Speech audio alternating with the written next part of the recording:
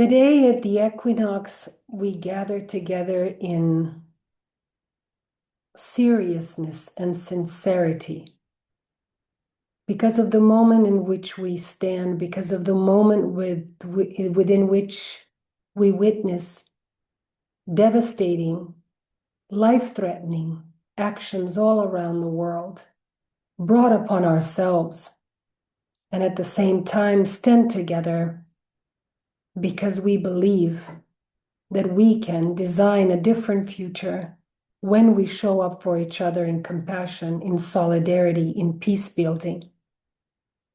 So today at the equinox, a moment of natural balance and renewal, we are invited into a deeper recognition that we do not stand apart.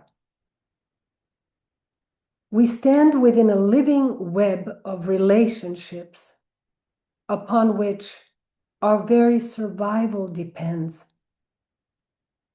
A culture of interbeing, where our lives are profoundly interconnected and our futures unavoidably interdependent. In this recognition, something shifts. Peace is no longer something we aspire to as an abstract ideal. Peace is our practice. Peace has to be our practice. It's something that we practice through the way we show up, the way we stand together with this kind of intention at the times when our intentions are accelerated, intensified, and multiplied. Also, the way we hold space in the public realm that belongs to all of us.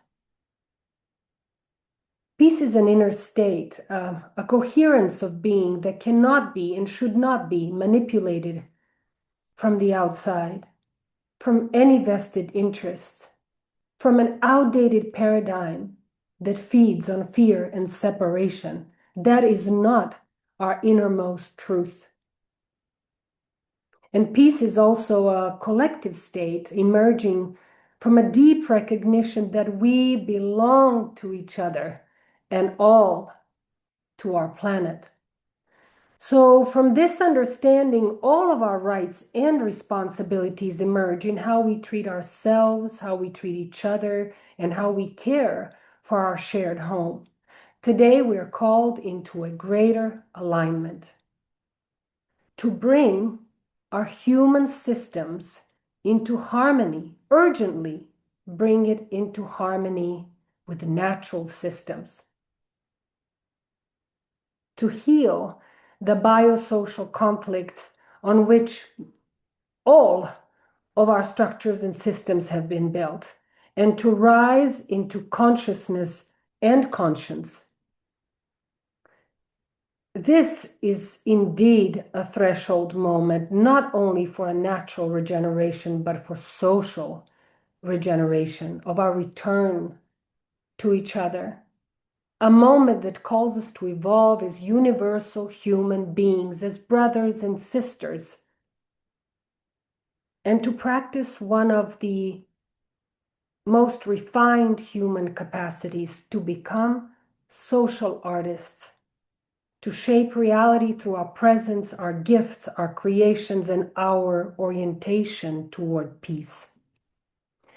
But also the restoration of a sense of innocence and joy that mark our childhood and are inherently ours to rediscover.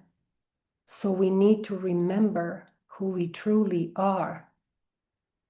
And to do that,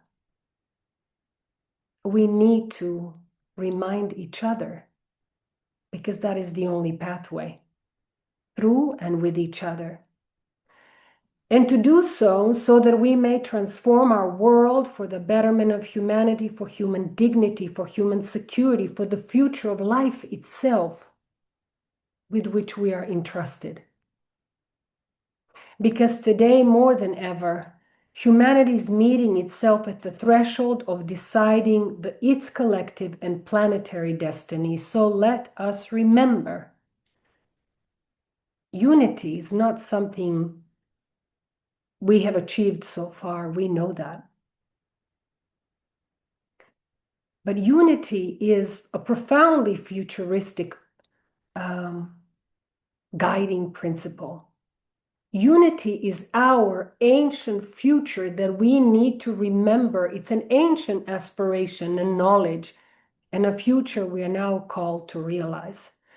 A living web of relationships that becomes the very fabric of life. So today, let us mark this moment as a renewal, and a renewal of our commitment and responsibility.